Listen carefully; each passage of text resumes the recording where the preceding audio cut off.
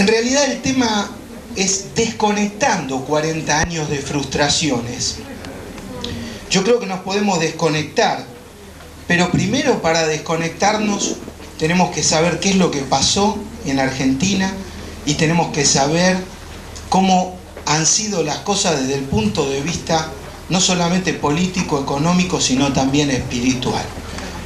Entonces déjeme decirle que yo tomé un periodo que comienza hace 40 años, podía irme más atrás, pero me iba a volver loco porque estoy escribiendo un libro, va a salir el año que viene, pero si no, hay tanto en la historia argentina y en la política y en la economía para hablar que entonces uno no diría, bueno, los últimos 50, los últimos 60, los últimos 80, pero los últimos 40, hermano querido, fue una cosa tremenda. Entonces permítame decir que entre 1963 y 1974 Argentina crecía 4,5% anual y en solamente 11 años había crecido 55% su economía, con más del 50% lo explicaba el aumento de la productividad. Pero había gente que estaba desconforme. 4,5%, yo no sé, hoy, no sé si le firmo hoy porque estamos tan abajo, pero en esa época yo hubiera firmado por 100 o por 150 años, 4,5% promedio de crecimiento. La verdad es que eran años bravos entre el 63 y el 74 porque los 5 últimos años de ese periodo, del 69 al 74, tuvimos lucha armada, enfrentamiento, un nivel de inestabilidad político-institucional fenomenal en los 10 u 11 años. No se olvide que en 1963 teníamos un presidente democrático, qué sé yo, fue elegido con proscripción del peronismo, pero era un presidente civil, era presidente Arturo Umberto Illia. La volatilidad de la política era fenomenal porque los presidentes civiles estaban amenazados siempre por los militares por un golpe de Estado. En cualquier momento le hacían un planteamiento militar. Eran nacionalistas o liberales, pero eran militares que le ponían en jaque al presidente de la nación.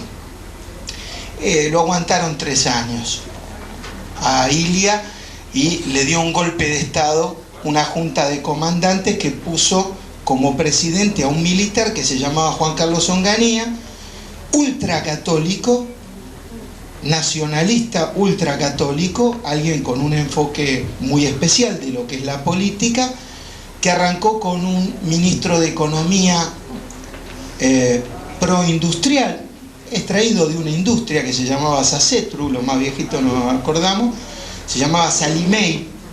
Lo tuvo un tiempo y bueno, lo sacó el establishment nacional, apoyado por el establishment internacional. ¿Por qué? Porque querían una política económica más integrada al mundo. Usted sabe que eufemísticamente, ¿qué quiere decir eso, no? Más integrado al mundo, más abierto. Quiere decir que tenemos que bajar banderas y aceptar algunas cuestiones que afectan la soberanía política y también la independencia económica de la nación.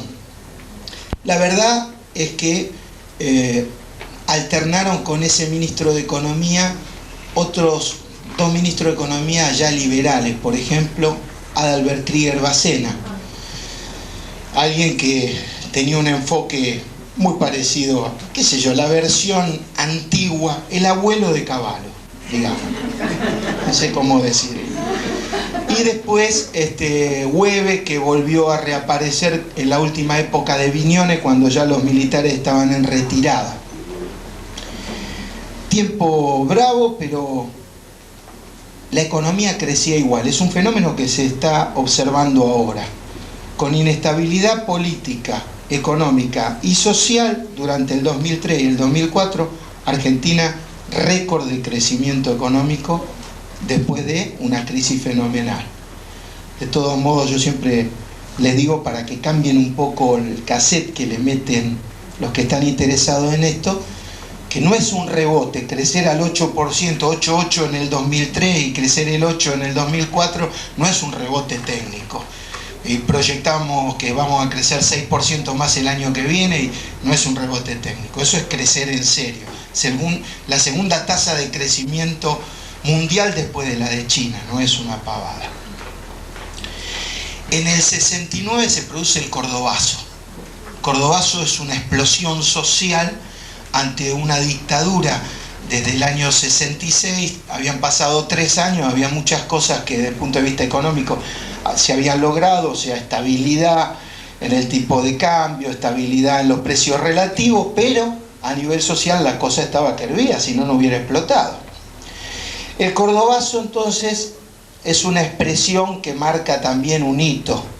A partir de ese momento, en ese periodo que les mencioné, entre 63 y 74, comienza una serie de episodios que hacen que, por ejemplo, en el año 73, qué sé yo iba caminando tenía 18 años, yo iba caminando cruzando una calle, y cuando fui a cruzar la calle, de repente siento pum, pum, pum, pum, pum, mataron al almirante Hermes Quijada ahí a media cuadra donde estaba yo. O sea, era una guerra declarada, no declarada formalmente, pero había grupos que estaban insubordinados a la dictadura, lo cual para algunos hasta es lógico y para otros no lo es. Yo no voy a tomar ninguna posición, pero... Y estaban enfrentando a la dictadura de una manera fuerte para que cayera la dictadura. Eso duró desde el 69 hasta, yo diría, el 83 más o menos, porque después no se paró más, pero estamos mirando hasta el 74. Entre 1974 y 1990 yo determiné periodos así como para contarle cosas. El Producto Bruto Interno en 14 años cae 0,9%, casi el 1%, y el Producto Bruto Interno per cápita cae 20%, es decir, que dividido por la cantidad de habitantes, todos eran 20% más pobres después de 14 años.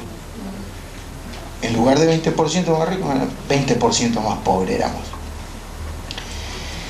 Una cosa tremenda. 1035 días duró el gobierno peronista y tuvimos un ministro de Economía progresista de entrada, y terminamos, después de 5 ministros que cambió en solo 3 años, al último ministro de Economía, que se llamaba Celestino Rodrigo, famoso Rodrigazo, que era más liberal que Martínez de Oz. Yo nunca supe si fue un paso previo.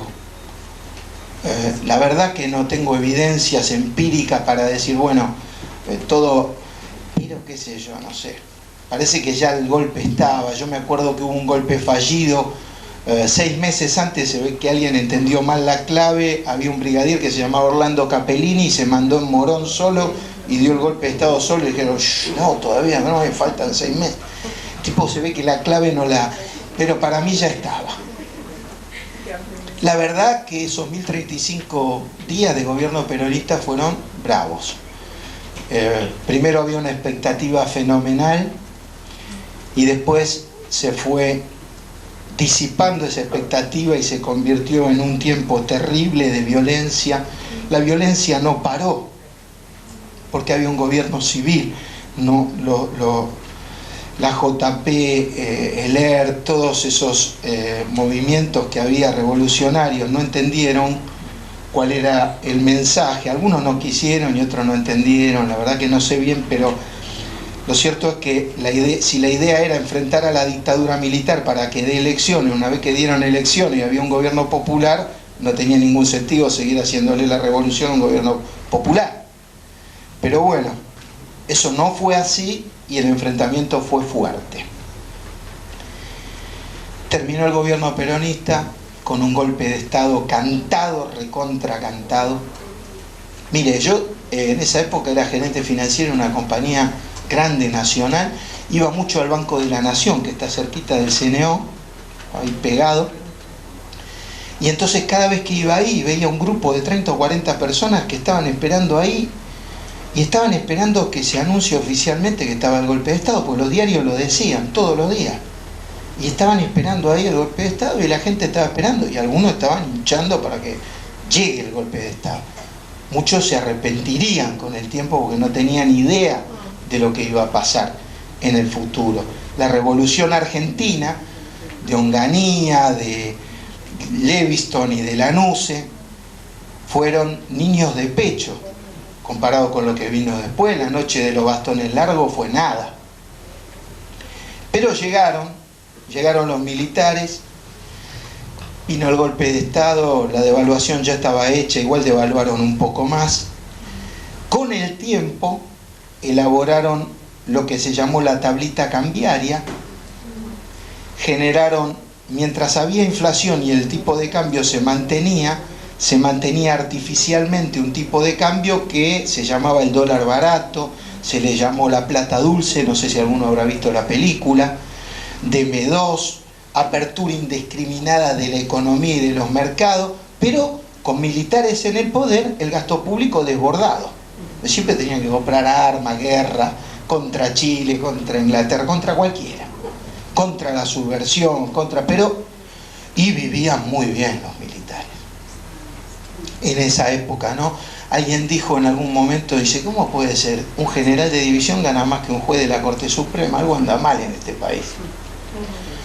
Claramente ganaba más que un científico. Eso no se modificó todavía.